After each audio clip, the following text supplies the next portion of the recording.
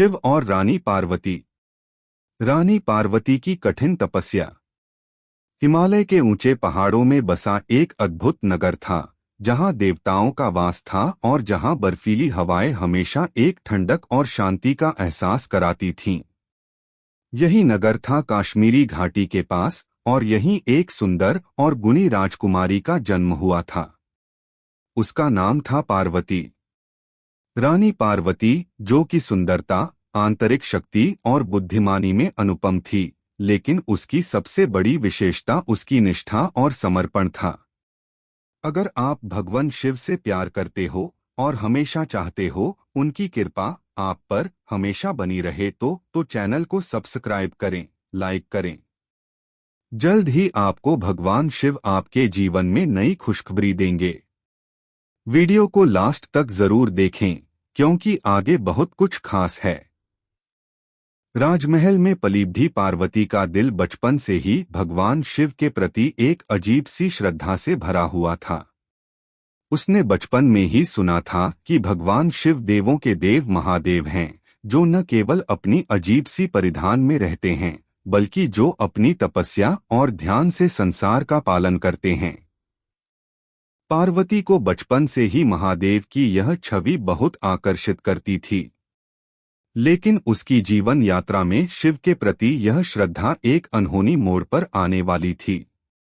जैसे जैसे पार्वती बड़ी होती गई, उसकी इच्छा और भी प्रबल होती गई कि वह भगवान शिव को अपने जीवन साथी के रूप में प्राप्त करे। मगर पार्वती जानती थी कि भगवान शिव स्वयं तपस्या और ध्यान में लीन रहते हैं। वे संसार की अधिकांश आदतों से अलग रहते हैं। इसलिए यह सोचकर पार्वती के दिल में यह इच्छा बलवती हुई कि उसे भगवान शिव से विवाह के लिए कुछ विशेष करना होगा। रानी पार्वती ने ठान लिया कि वह कठिन तपस्या करेगी। उसने अपने महल के सभी ऐश्वर्य और भव्यता को त्याग दिया और हिमालय की गहरी घाटियों में जा पहुंची, जहां केवल आकाश और पृथ्वी की आवाजें सुनाई देती थीं। वहां वह अकेले अपने तपस्या के मार्ग पर चलने लगी। उसने सबसे पहले अपना आहार बंद कर दिया। न रात्रि का विश्राम लिया, न दिन में कोई आराम किया। वह दिन रात केवल ध्यान और साधना में डूबने लगी। उसकी आंखों में केवल भगवान शिव का ध्यान था और उसके हृदय में वही एकमात्र इष्ट देवता बसते थे। पार्वती ने अपना तन और मन एक दूसरे से अलग कर दिया। तपस्या की तीव्रता इतनी बढ़ गई कि उसका शरीर कांपने लगा, लेकिन उसकी श्रद्धा और विश्वास किसी भी परिस्थिति से अडिग था। धीरे धीरे वह आत्मिक शांति की ओर बढ़ने लगी और महादेव के दर्शन का अदृश्य आभास उसे हर क्षण होने लगा। लेकिन यह आसान नहीं था।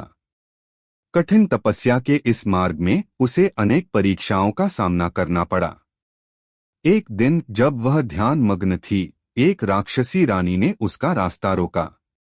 वह राक्षसी देवी ने पार्वती से कहा, तुम तपस्या करने आई हो, लेकिन यह तपस्या तुम्हारे लिए नहीं है। तुम अगर भगवान शिव को चाहती हो तो तुम्हें पहले मुझे हराना होगा। राक्षसी रानी ने पार्वती को अपने जाल में फंसाने की कोशिश की। उसने पार्वती को डरा धमकाया, उसे भ्रमित करने की कोशिश की, लेकिन पार्वती ने बिना डरे अपना ध्यान बनाए रखा। उसे भरोसा था कि शिव के आशीर्वाद से वह हर मुसीबत का सामना कर सकती है। तपस्या की जिद और महादेव पर विश्वास ने राक्षसी रानी को परास्त कर दिया और वह हार मानकर भाग गई। यह घटनाएं पार्वती के धैर्य और तपस्या के मार्ग को और भी सशक्त बना देती थीं। लेकिन अब भी रानी पार्वती के सामने एक बड़ा प्रश्न था। क्या भगवान शिव उसकी तपस्या को स्वीकार करेंगे? क्या महादेव के दर्शन उसे मिलेंगे? पार्वती का दिल भगवान शिव के प्रेम और आशीर्वाद से भरा हुआ था, लेकिन उसे यह भी पता था कि शिव केवल सच्चे और निष्ठावान भक्तों को ही अपना आशीर्वाद देते हैं। उसने अपनी तपस्या में और भी अधिक कठोरता बढ़ा दी। दिन बीतते गए, महीनों और सालों ने पार्वती के सामने कड़ी परीक्षा खड़ी कर दी। उसकी असंख्य कठिनाइयों के बावजूद उसकी भक्ति और समर्पण में कोई कमी नहीं आई। तपस्या की शक्ति ने न केवल उसे मानसिक और शारीरिक बल दिया, बल्कि उसकी आत्मा को भी दिव्य ऊर्जा से भर दिया। अब पार्वती का शरीर सुस्त और थका हुआ था, लेकिन उसकी आत्मा में एक शक्ति थी जो उसे और भी दृढ़ बनाती जा रही थी। वह जानती थी कि जब तक भगवान शिव का आशीर्वाद न मिलेगा, उसकी तपस्या अधूरी रहेगी। तभी एक दिन भगवान शिव के सबसे करीबी अनुयायी नंदी ने पार्वती की तपस्या देखी और उसकी कड़ी मेहनत को पहचाना। नंदी ने शिव से कहा, प्रभु, पार्वती की तपस्या अपार है। वह सच्चे मन से आपको पाने के लिए तप कर रही है। क्या आप उसकी तपस्या का फल देंगे? शिव, जो अपने ध्यान में लीन रहते थे, थोड़ी देर तक चुप रहे। उनकी आंखों में पार्वती की तपस्या की शक्ति और श्रद्धा का आभास था। उन्होंने एक गहरी सांस ली और कहा, मैंने इस भूमि पर जो भी तपस्या की है, वह तपस्या पार्वती के द्वारा की जा रही तपस्या से कम नहीं है। समय आने पर जब वह योग्य होगी, मैं उसे अपना आशीर्वाद दूंगा।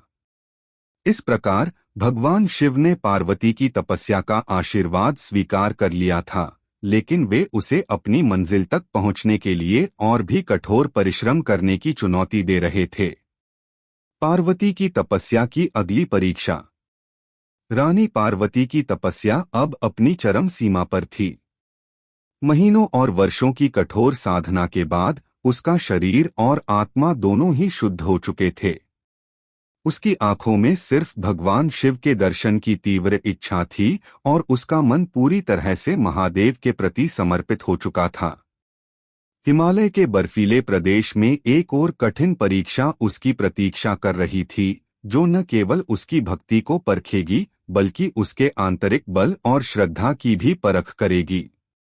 यह परीक्षा कुछ इस प्रकार थी कि पार्वती के तपस्या स्थल के पास एक विशाल और डरावनी राक्षसी शक्ति का वास था, जो बहुत पहले से भगवान शिव की उपासना करने वाले भक्तों को डराती और नष्ट करती थी। वह राक्षसी शक्ति, जो अपने अस्तित्व से महादेव के भक्तों को परेशान करती थी, अब पार्वती की तपस्या को भी विघ्न डालने की योजना बना रही थी। यह शक्ति इतनी दुष्ट और शक्तिशाली थी कि वह किसी भी भक्त को अपनी राह पर चलने नहीं देती थी। रानी पार्वती इस सब से अनजान थी और उसने अपनी साधना में पूर्ण रूप से लीन रहने का निर्णय लिया। उसकी तपस्या इतनी सशक्त थी कि वह बिना किसी बाधा के भगवान शिव की आराधना करती रही। एक दिन जब पार्वती गहरी साधना में लीन थी, अचानक चारों ओर घना अंधेरा छा गया और हवाएं तेज चलने लगीं। पार्वती की तपस्या स्थल के पास राक्षसी शक्ति प्रकट हुई। वह शक्ति एक विशाल रूप में पार्वती के सामने खड़ी हो गई। उसकी आंखों में जलती हुई आग थी और उसका शरीर लपटों से ढका हुआ था। उसकी भयानक आवाज में कर्कश स्वर थे, तुम मेरी शक्ति से नहीं बच पाओगी, रानी पार्वती। मैं तुम्हें भगवान शिव तक पहुंचने नहीं दूंगी। पार्वती, जो पूरी तरह से समर्पित और शांत थी, ने राक्षसी शक्ति के सामने अपनी आंखें बंद की और गहरी तन्मयता में भगवान शिव का ध्यान किया। उसका मन पूरी तरह से शिव के ध्यान में डूबा था। राक्षसी शक्ति, जो पार्वती की निर्भीकता और स्थिरता को देखकर हैरान थी, उसे चुनौती देने का निर्णय लिया। उसने पार्वती को एक भयानक रूप में डराने की कोशिश की। वह पार्वती के सामने उठकर बोली, क्या तुम मुझे चुनौती दे रही हो? देखो मेरी शक्ति के सामने तुम कितनी कमजोर हो। लेकिन पार्वती ने शांतिपूर्वक उत्तर दिया, तुम चाहे जितना भी मेरे सामने आओ, मैं भगवान शिव की भक्त हूँ। अगर तुम मेरी तपस्या में विघ्न डालने का प्रयास करोगी, तो भगवान शिव स्वयं तुम्हारी शक्ति को नष्ट कर देंगे। यह सुनकर राक्षसी शक्ति चिढ़ गई, लेकिन उसने अपनी ताकत को और बढ़ा लिया। वह पार्वती के पास आई और उसके ऊपर बर्फीले तूफान का प्रकोप छोड़ दिया। लेकिन पार्वती ने उसकी ओर देखा भी नहीं, उसकी आंखों में सिर्फ शिव के दिव्य रूप का ध्यान था। धीरे धीरे वह तूफान पार्वती के आसपास से गायब हो गया। राक्षसी शक्ति की सारी कोशिशें विफल हो गईं। इस पर राक्षसी शक्ति ने और भी कुटिल तरीकों से पार्वती को डराने की कोशिश की। उसने भयंकर शोर मचाना शुरू किया, जमीन को हिलाने वाली शक्तियां उत्पन्न की, लेकिन पार्वती ने कोई प्रतिक्रिया नहीं दी। उसकी नजरें अब केवल शिव के स्वरूप में बसी हुई थीं। इस कठिन परीक्षा ने पार्वती को और भी सशक्त बना दिया। राक्षसी शक्ति यह देख चुकी थी कि पार्वती का भक्ति का संकल्प अडिग था, और वह यह भी जान चुकी थी कि भगवान शिव के प्रति उसकी निष्ठा और विश्वास असमाप्त हैं। अंततः राक्षसी शक्ति हार मानने के बाद अपनी असली रूप में प्रकट हुई। वह एक सौम्य देवी के रूप में पार्वती के सामने आई और बोली, हे पार्वती, मैं तुमसे डरकर हार गई। तुम सचमुच भगवान शिव की महान भक्त हो। तुमने जो तपस्या की है वह अत्यंत कठिन और कड़ी थी। मुझे अब यह एहसास हुआ कि तुम्हारी भक्ति सच्ची है। पार्वती ने उसे देखा और फिर से शांतिपूर्वक मुस्कराई। मेरे लिए कोई भी शक्ति, चाहे वह कितनी भी बड़ी क्यों न हो, तब तक ही शक्तिशाली रहती है जब तक उसका सामना सत्य और विश्वास से नहीं होता। भगवान शिव के नाम पर विश्वास रखना, यही मेरी सच्ची शक्ति है।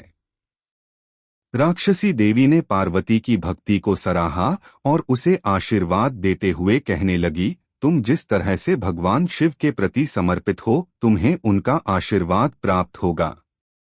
अब तुम्हारी तपस्या सफल होगी और भगवान शिव तुम्हारे पास आकर तुम्हें आशीर्वाद देंगे। इस घटना के बाद राक्षसी शक्ति ने अपनी पूरी शक्ति को छोड़ दिया और पार्वती को शुभकामनाएं देते हुए वहां से चली गई। पार्वती ने भगवान शिव के आशीर्वाद के प्रति विश्वास और भी प्रगाढ़ किया।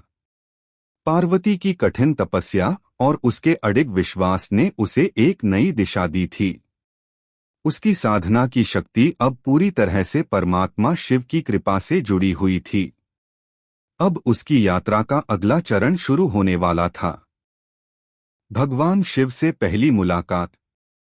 रानी पार्वती की तपस्या अब एक नई दिशा की ओर बढ़ने लगी थी।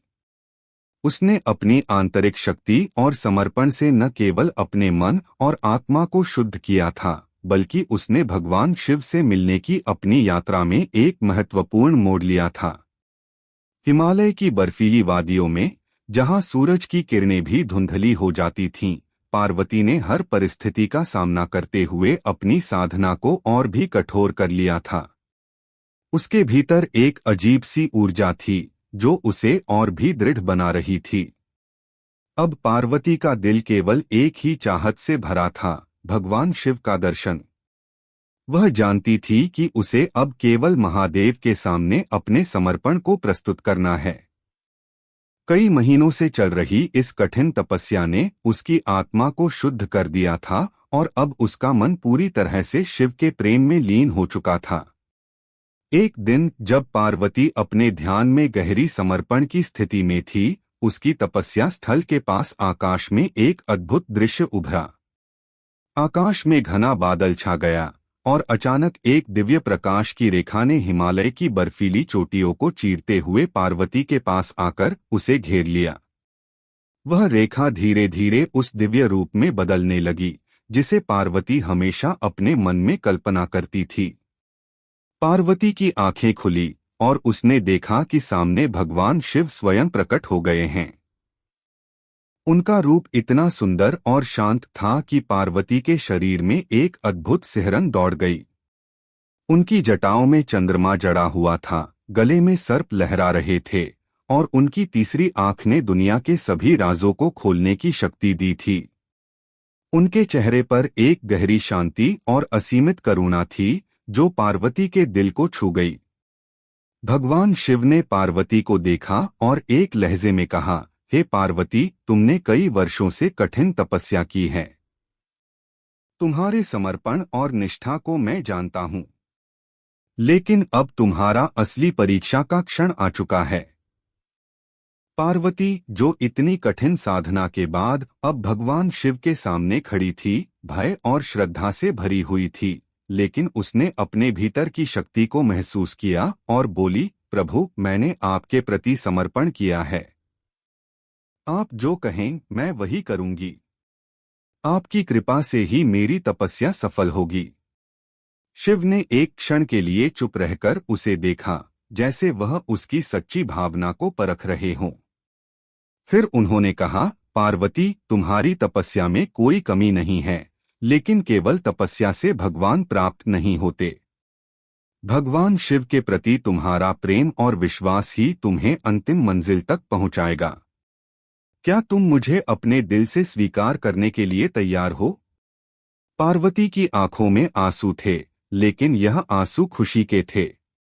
उसने अपने दिल से शिव के प्रति अपना सच्चा प्रेम व्यक्त करते हुए कहा, प्रभु, मैं आपको अपनी आत्मा से चाहती हूँ। मेरी तपस्या का फल केवल आपके आशीर्वाद में है। मैं सिर्फ आपके साथ अपना जीवन बिताना चाहती हूँ। शिव की आंखों में एक हल्की सी मुस्कान आई और उन्होंने कहा, पार्वती, तुम्हारा प्रेम शुद्ध है, लेकिन भगवान शिव से विवाह के लिए तुम्हें और भी कठिन परीक्षा का सामना करना होगा। पार्वती ने बिना किसी संकोच के उत्तर दिया, प्रभु, अगर यह परीक्षा मुझे आपके पास लाने का रास्ता है तो मैं तैयार हूँ। शिव ने उसकी निष्ठा को देख लिया था और उन्हें विश्वास था कि वह उसे सच्चे दिल से अपनाएगी। उन्होंने पार्वती को बताया कि उसके समर्पण को देखकर वह उसकी इच्छा पूरी करेंगे, लेकिन उसे यह परीक्षा पार करनी होगी। भगवान शिव ने पार्वती को एक कठिन शर्त दी। उन्होंने कहा, पार्वती, तुम्हें इस पृथ्वी पर एक और जन्म लेना होगा और तुम्हें फिर से मुझे पाने के लिए कठिन तपस्या करनी होगी। तब जाकर तुम मुझे प्राप्त कर सकोगी। पार्वती ने सिर झुकाया और भगवान शिव के आदेश को स्वीकार किया। उसने स्वयं को पूरी तरह से शिव के चरणों में समर्पित कर दिया था, लेकिन वह जानती थी कि यह उसका अंतिम निर्णय नहीं था। भगवान शिव के प्रेम में मिलने के लिए उसे और भी संघर्ष करना होगा। भगवान शिव ने फिर कहा, तुमने अपनी तपस्या में जो शुद्धता दिखाई है वह अद्वितीय है। मैं तुम्हारी अगली यात्रा में तुम्हारा साथ दूंगा और तुम मेरे साथ अपना जीवन बिताओगी। लेकिन इस समय तुमने जो तपस्या की है उसका परिणाम जल्द ही तुम पाओगी। शिव के आशीर्वाद से पार्वती का जीवन बदलने वाला था। भगवान शिव ने उसे आश्वस्त किया कि उसकी तपस्या में कोई भी विघ्न नहीं आएगा और वह अपने मार्ग में सफलता प्राप्त करेगी। शिव ने फिर पार्वती को आशीर्वाद दिया और उनका दिव्य रूप धीरे धीरे विलीन हो गया। पार्वती को यह आभास हुआ कि भगवान शिव ने उसे अपना आशीर्वाद दिया था और अब वह उनके पास लौटने के लिए पूरी तरह से तैयार थी। पार्वती ने अपनी यात्रा की नई शुरुआत के रूप में भगवान शिव के आशीर्वाद को हृदय से स्वीकार किया। उसकी तपस्या और प्रेम ने उसे शिव के साथ एक नई दिशा में प्रवेश दिलवाया और अब उसे अपनी मंजिल की ओर बढ़ने का रास्ता साफ दिखाई देने लगा। पार्वती की पुनः तपस्या। भगवान शिव के आशीर्वाद के बाद रानी पार्वती का जीवन एक नई दिशा में मोड़ ले चुका था। हिमालय की बर्फीली चोटियों में पार्वती की तपस्या को भगवान शिव ने स्वीकार किया था, लेकिन साथ ही यह भी स्पष्ट किया था कि उसे अपनी पूरी तपस्या को फिर से एक नए जन्म में पूरा करना होगा। यह कठिन परीक्षा पार्वती के लिए किसी चुनौतियों से कम नहीं थी, लेकिन उसका मन पहले से कहीं अधिक दृढ़ हो चुका था। उसे विश्वास था कि भगवान शिव ने जो मार्ग दिखाया है वही सबसे सही है और वह इस मार्ग पर चलते हुए शिव को पाने में सफल होगी। पार्वती ने भगवान शिव से मिले आशीर्वाद को दिल से स्वीकार किया। उसके बाद भगवान शिव की बातों को याद करते हुए उसने अपनी तपस्या के अगले चरण की शुरुआत की। यह चरण अब और भी कठिन था, क्योंकि अब उसे पूरी दुनिया से अलग होकर एक नए जन्म में अपना संकल्प फिर से दोहराना था। उसे स्वयं को फिर से तपस्या के लिए तैयार करना था और उसके लिए एक नई यात्रा शुरू करनी थी। पार्वती ने उस समय निर्णय लिया कि वह अब एक नए जन्म में एक आम कन्या के रूप में संसार में आएगी, जहां वह फिर से अपने परम प्रिय भगवान शिव को प्राप्त करने के लिए कठिन साधना करेगी। यह रास्ता बहुत ही लंबा और कठिन था, लेकिन पार्वती के मन में किसी भी प्रकार का संकोच नहीं था। वह भगवान शिव के प्रति अपने प्रेम और निष्ठा से प्रेरित थी, और यही उसकी शक्ति बन चुकी थी। भगवान शिव के आदेश से पार्वती ने एक छोटे से गांव में जन्म लिया। उसका नाम अब उमा था। उमा का जीवन अब सामान्य था, और वह एक साधारण लड़की की तरह अपने जीवन की शुरुआत करती है। लेकिन उसके मन में भगवान शिव के प्रति वही अडिग श्रद्धा और प्रेम था, जो पहले हिमालय की चोटियों पर उसकी तपस्या के समय था। उमा की जीवन यात्रा में उसे फिर से कठिनाइयों का सामना करना पड़ा। उसने पूरी तरह से भगवान शिव के प्रति समर्पण के भाव को बनाए रखते हुए सामान्य जीवन जीने की शुरुआत की। गांव में रहते हुए भी उमा का ध्यान हर समय महादेव शिव के ध्यान में ही रहता था। वह दिन रात भगवान शिव के भजनों और मंत्रों का जाप करती रहती। उसकी भक्ति में कोई कमी नहीं आई, क्योंकि वह जानती थी कि भगवान शिव के प्रति एकाग्रता और निष्ठा से ही वह अपनी मंजिल तक पहुंच सकती है। एक दिन उमा को यह एहसास हुआ कि अब तक उसने केवल तपस्या और साधना की थी, लेकिन अब उसे इस धरती पर भी भगवान शिव का दर्शन प्राप्त करना है। उसे समझ में आ गया कि शिव से मिलने के लिए सिर्फ मानसिक और आत्मिक तपस्या ही नहीं, बल्कि बाहरी दुनिया से भी वह संपर्क करना होगा। उमा ने फिर से अपने साधना के प्रयास को तेज किया। उसने एकांत स्थान पर जाकर व्रत और उपवासा करने शुरू किए। वह सूर्योदय से पहले उठती और रात तक शिव के मंत्रों का जाप करती। उसने अपने शरीर और मन को शुद्ध करने के लिए कठोर साधनाएं शुरू कीं। उसने अपने आसपास की दुनिया से पूरी तरह से खुद को अलग कर लिया। उसका एकमात्र उद्देश्य अब भगवान शिव से मिलना था। उमा की साधना दिनों दिन बढ़ती गई, और उसकी आंतरिक शक्ति में अद्भुत परिवर्तन होने लगे। उसकी भक्ति और निष्ठा इतनी सशक्त हो गई थी कि आसपास के लोग उसे एक दिव्य आत्मा के रूप में देखने लगे। लोग उसे देखकर समझने लगे थे कि यह साधारण लड़की नहीं, बल्कि एक महान शक्ति का अवतार है। गांव के लोग उमा की तपस्या को देखकर हैरान थे। लोग कहते थे कि वह शिव की भक्त है, और शिव ने उसे विशेष आशीर्वाद दिया है। उमा की प्रसिद्धि अब फैलने लगी थी, और लोग उसे देखना और उसकी साधना का हिस्सा बनना चाहते थे। लेकिन उमा का ध्यान केवल एक ही स्थान पर था, भगवान शिव के दर्शन। एक दिन जब उमा अपनी साधना में गहरी तन्मयता से बैठी थी, एक पुराना साधु उसके पास आया। वह साधु बहुत ही साधारण दिखता था, लेकिन उसकी आंखों में एक अद्भुत शक्ति थी। साधु ने उमा के पास आकर कहा, हे कन्या, तुम्हारी तपस्या और साधना ने मुझे बहुत प्रभावित किया।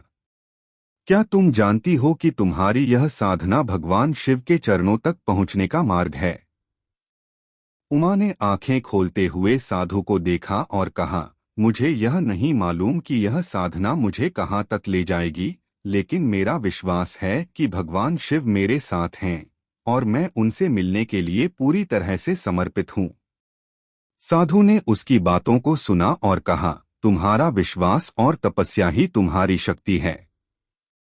भगवान शिव तुमसे बहुत खुश हैं। तुम्हारी साधना अब अंतिम परीक्षा की ओर बढ़ रही है। तुम्हें अपनी पूरी निष्ठा से भगवान शिव को स्वीकार करना होगा। उमा ने साधु की बातों को समझते हुए अपना ध्यान भगवान शिव के रूप में लगा लिया। उसने अपनी साधना को और भी दृढ़ और एकाग्र किया। अब उसकी भक्ति और तपस्या में एक नया तेज था, क्योंकि वह जानती थी कि भगवान शिव से मिलने का यह अंतिम अवसर हो सकता है। कुछ दिन बाद जब उमा अपने ध्यान में गहरी समर्पण की स्थिति में थी, भगवान शिव फिर से प्रकट हुए। उन्होंने उमा के सामने आकर कहा, उमा, तुम्हारी तपस्या अब पूरी हो चुकी है। तुमने जो कठिन साधना की है वह मुझे प्रसन्न करने के लिए पर्याप्त है।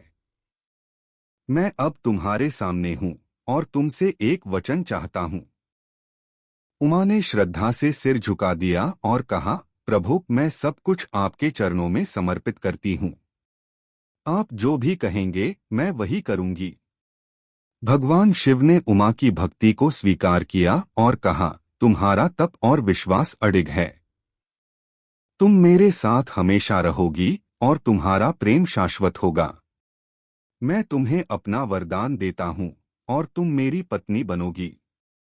भगवान शिव के वचन सुनकर उमा के हृदय में अपार खुशी और शांति का अनुभव हुआ। उसने भगवान शिव के आशीर्वाद को स्वीकार किया और उसकी तपस्या का फल मिल गया। शिव और पार्वती का विवाह। भगवान शिव के आशीर्वाद से रानी पार्वती की तपस्या अब पूर्ण रूप से सफल हो चुकी थी। वर्षों की कठिन साधना, संकल्प और समर्पण के बाद वह क्षण आ गया था जब भगवान शिव ने उसे अपना आशीर्वाद दिया और अपना साथ देने का वचन दिया। पार्वती के मन में एक अपार संतोष और आंतरिक शांति का अनुभव हो रहा था, क्योंकि उसकी तपस्या अब अपने अंतिम परिणाम तक पहुंच चुकी थी।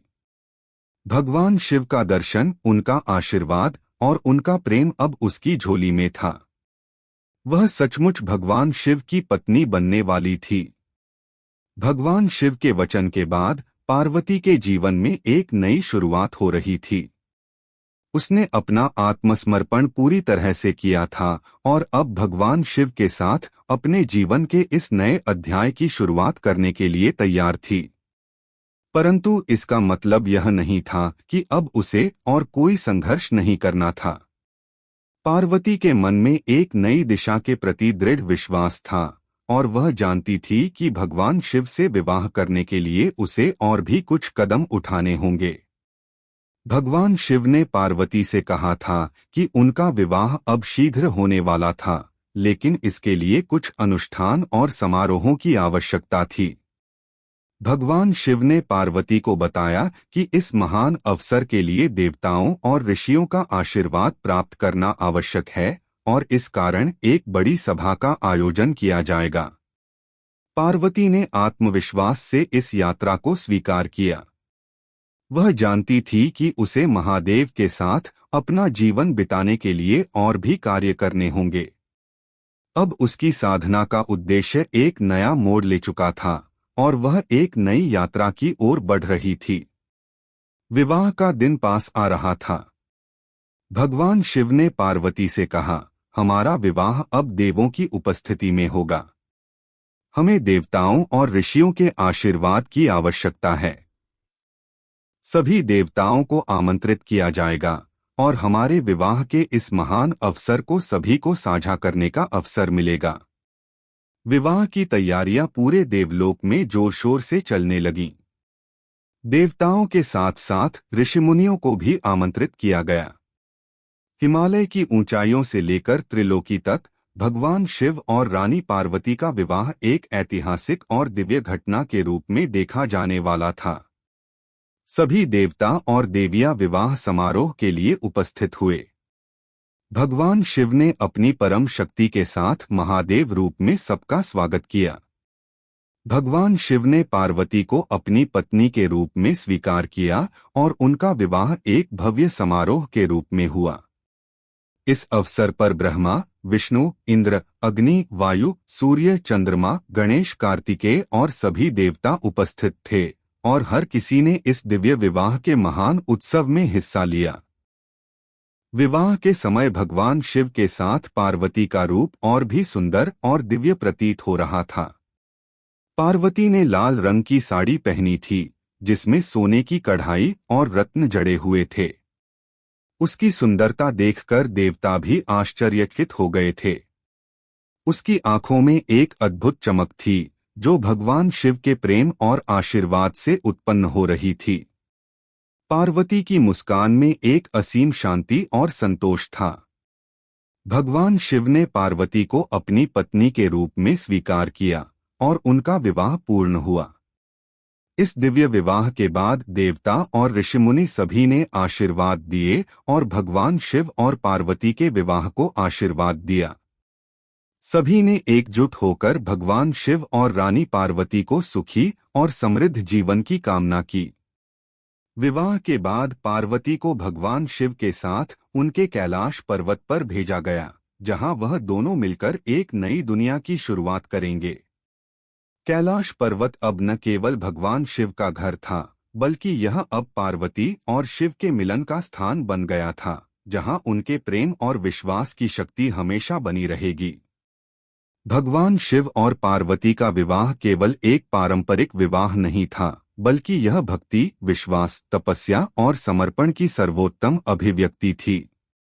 यह विवाह जीवन के सर्वोत्तम उद्देश्य को प्राप्त करने का प्रतीक था, जहां दो आत्माएं एक दूसरे के साथ मिलकर दिव्य प्रेम और समृद्धि की ओर बढ़ती हैं। अब पार्वती को न केवल भगवान शिव की पत्नी बनने का सौभाग्य प्राप्त हुआ था, बल्कि वह उन सभी देवी देवताओं के साथ एक नई जिम्मेदारी का हिस्सा बन गई थी, जो संसार के कल्याण और प्रगति के लिए कार्यरत थे। पार्वती का जीवन अब केवल एक साधारण जीवन नहीं था, वह अब दिव्य शक्ति की प्रतीक बन चुकी थी। शिव और पार्वती का विवाह एक आदर्श बना, जो यह दर्शाता था कि सत्य, प्रेम और समर्पण ही जीवन का वास्तविक उद्देश्य हैं। भगवान शिव ने पार्वती को स्वीकार करके उसे केवल अपनी पत्नी नहीं बनाई, बल्कि उसे विश्व में सर्वोच्च शक्ति के रूप में स्थापित किया। उनका यह विवाह न केवल देवताओं के लिए, बल्कि समस्त संसार के लिए एक अमूल्य धरोहर बन गया। पार्वती और शिव का मिलन केवल आध्यात्मिक नहीं, बल्कि भौतिक रूप से भी पूरे ब्रह्मांड की शक्ति का संचार करने वाला था। वे दोनों मिलकर संसार के हर प्राणी के कल्याण के लिए कार्य करेंगे और उनकी संयुक्त शक्ति से अंधकार को दूर करेंगे। शिव और पार्वती का सामूहिक शासन और जीवन का उद्देश्य। भगवान शिव और रानी पार्वती का विवाह हुआ और कैलाश पर्वत पर उनका साथ एक दिव्य आशीर्वाद बन गया। दोनों ने मिलकर एक नई दुनिया की रचना की, जिसमें हर चीज का उद्देश्य और दिशा थी। यह विवाह न केवल एक व्यक्तिगत मिलन था, बल्कि संसार के कण-कण में एक दिव्य शक्ति का संचार करने वाला था। शिव और पार्वती का मिलन समस्त ब्रह्मांड की शक्ति और सौम्यता का प्रतीक बन गया। कैलाश पर्वत, जो पहले केवल भगवान शिव का निवास स्थान था, अब पार्वती के साथ उनका साझा घर बन चुका था। इस दिव्य जोड़ी का आशीर्वाद हर दिशा में फैलने लगा। जहां भी भगवान शिव और रानी पार्वती का नाम लिया गया, वहां शांति, समृद्धि और संतुलन की शक्तियां उमड़ने लगीं। उनका जीवन प्रेम, समर्पण और विश्वास का उदाहरण बन चुका था और इसने संसार में आध्यात्मिक जागरूकता को नया आयाम दिया। संसार का मार्गदर्शन। भगवान शिव और पार्वती ने मिलकर पूरे संसार के लिए एक नया मार्गदर्शन दिया। दोनों ने ब्रह्मा जी के साथ मिलकर संसार की रचना, पालन और संहार के कार्यों में भाग लिया। जहां भगवान शिव संसार के संहारक रूप में कार्यरत थे, वहीं पार्वती देवी के रूप में पालन और समृद्धि की शक्ति के रूप में स्थापित थीं। उनका सामूहिक शासन संसार के प्रत्येक प्राणी के लिए शांति, प्रेम और आंतरिक संतुलन का संदेश था। भगवान शिव की तीसरी आंख के रूप में ज्ञान और जागरूकता का आदान प्रदान हुआ, जबकि पार्वती का रूप संसार में मातृत्व, करुणा और पालन का प्रतीक बना। पार्वती का आशीर्वाद उन्हें न केवल आंतरिक शांति, बल्कि बाहरी संसार में भी समृद्धि और सुख की दिशा में अग्रसर करता था। देवता, ऋषि और हर प्राणी इन दोनों की उपस्थिति से अपने कार्यों में सफलता की ओर बढ़ते थे। भगवान शिव और पार्वती का शासन संसार के हर क्षेत्र में फला फूला। उनकी दृष्टि में न केवल देवताओं का कल्याण था, बल्कि हर जीव जंतु, मनुष्य और प्राणी का भी कल्याण था। पार्वती ने संसार की हर एक बाधा को सहन किया और लोगों को समझाया कि जीवन में तपस्या, समर्पण और विश्वास से ही भगवान के प्रति प्रेम को सच्चे अर्थों में समझा जा सकता है। आध्यात्मिक विकास और शिक्षा। पार्वती और शिव का विवाह न केवल शारीरिक मिलन था, बल्कि यह आध्यात्मिक जगत में भी एक नए अध्याय का आरंभ था। दोनों मिलकर संसार को यह संदेश देने लगे कि प्रेम और विश्वास में शक्ति होती है, जो किसी भी भौतिक वश में नहीं होती। उनकी शिक्षा से प्रत्येक प्राणी को अपनी आंतरिक शक्ति का एहसास हुआ। शिव और पार्वती के द्वारा दिए गए उपदेश और शिक्षा ने संसार को नई दिशा दी। पार्वती ने यह समझाया कि हर व्यक्ति में दिव्य शक्ति का अंश होता है और भगवान शिव की पूजा से उसे अपने भीतर के वास्तविक रूप को पहचानने का अवसर मिलता है। शिव ने यह सिखाया कि अगर हमारी इच्छाएं और भावनाएं सही दिशा में हों, तो हम अपने जीवन को संतुलित और शांतिपूर्ण बना सकते हैं। पार्वती ने ध्यान, साधना और तपस्या के महत्व को बताया और यह भी समझाया कि प्रेम का सच्चा रूप तब मिलता है जब हम अपने आंतरिक और बाह्य संसार में संतुलन बनाए रखें। शिव ने यह शिक्षा दी कि संसार की सभी परेशानियां और दुख हमें हमारे आत्मज्ञान की ओर अग्रसर होने के लिए ही मिलते हैं। सार्वभौमिक प्रेम और समृद्धि का प्रतीक। शिव और पार्वती का मिलन सिर्फ एक गृहस्थ जीवन की शुरुआत नहीं थी, बल्कि यह विश्वव्यापी प्रेम और समृद्धि का प्रतीक था। उनका विवाह यह दिखाता था कि जब दो शक्तियां एक साथ मिलती हैं, तो वे केवल आध्यात्मिक ही नहीं, बल्कि भौतिक रूप से भी हर व्यक्ति के जीवन में खुशी और समृद्धि ला सकती हैं। कैलाश पर्वत पर भगवान शिव और पार्वती का सामूहिक शासन अब एक मिसाल बन गया था। हर कोई उन्हें अपने जीवन के मार्गदर्शक के रूप में देखता था। जब भी किसी को जीवन में मुश्किलें आती, वे भगवान शिव और पार्वती की पूजा करते और उनकी आशीर्वाद से उनके जीवन में शांति और समाधान मिलता। पार्वती की ममता और शिव की शक्ति ने संसार के सभी प्राणियों को सही दिशा में मार्गदर्शन दिया। सभी देवता और ऋषिमुनि भगवान शिव और पार्वती से लगातार शिक्षा प्राप्त करते थे और उनके कार्यों का अनुसरण करते थे। उनकी उपस्थिति ने समस्त ब्रह्मांड में एक नई ऊर्जा का संचार किया था। पार्वती की उपासना से जहां एक ओर परिवारों में समृद्धि आई, वहीं भगवान शिव की साधना से लोगों में आत्मिक शांति और संतुलन का अनुभव हुआ। शिव और पार्वती का संजीवनी रूप। भगवान शिव और पार्वती के मिलन ने यह सिद्ध कर दिया कि जीवन में सबसे महत्वपूर्ण चीज प्रेम, विश्वास और समर्पण है। दोनों के सामूहिक शासन ने न केवल संसार को दिशा दी, बल्कि यह जीवन के वास्तविक उद्देश्य को भी उजागर किया। भगवान शिव के साथ पार्वती का मिलन अब समस्त ब्रह्मांड में शांति, प्रेम और ज्ञान का संदेश देने वाला था। यह मिलन दर्शाता था कि भक्ति और समर्पण से जीवन में कोई भी मुश्किल असंभव नहीं रहती।